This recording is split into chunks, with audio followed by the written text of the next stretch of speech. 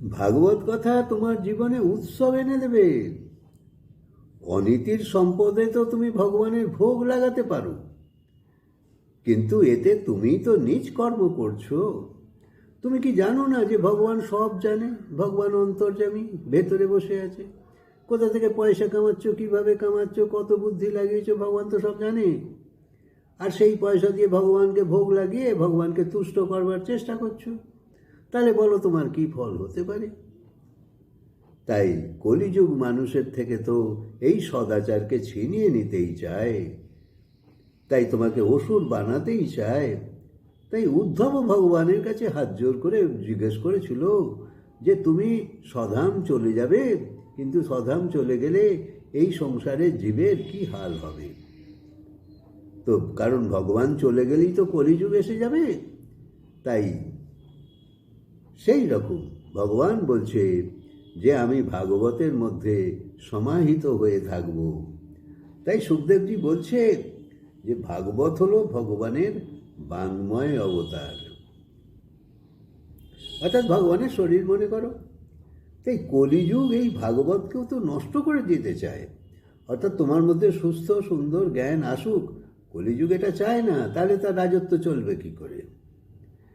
তাই এখন কথার চেয়ে কথার ঢংই বেশি, এখানেও নানা গোলমাল ঢুকে পড়ছে। তাই ভগবান কৃষ্ণের দিকে বা ভাগবতকে সঙ্গী যদি না করো, তাহলে কলি তোমায় আরও তলানিতে নিয়ে যাবে, এতে কোনো সন্দেহ নেই। এবং ক্রমশ মানুষের সেই দশাই হবে। তার কারণ ধর্মে তো কারুরই রুচি আসছে না, তার উপর অনেক বাধা আছে। তাই ভাগবত তোমার রক্ষা কবচের কাজ করবে। ভগবানের দেয়া সব কিছু ভোগ তো করছো, জল হাওয়া রোদ সবই নিচ্ছ, কিন্তু এতই অকৃতজ্ঞ আমরা মানুষ হয়েও যে তার প্রতি কোনো কৃতজ্ঞতা আমরা দেখাতে পারি না। তাই সংসারে সুখের তো আভাস হয় মাত্র, যে এখানে সুখ আছে, আসলে সুখ কেউ পায় না। সংসারে যতক্ষণ অনুকূলতার সম্পর্ক ততক্ষণই তুমি তাকে সুখ মানো, আর যখনই প্রতিকূলতার সম্পর্ক হয় তখনই তুমি তাকে দুঃখ মানো।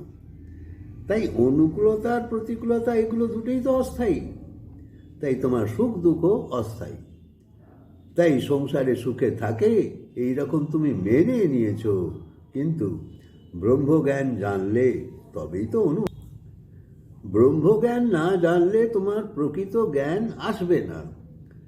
বাইরের বস্তুতে শুধু সুখের আভাস আছে যে এ থেকে সুখ পাবো, আর অন্তঃকরণে সুখের প্রাপ্তি কেবল ব্রহ্ম থেকে হয়, আর তাকেই আমরা পরমানন্দ বলি।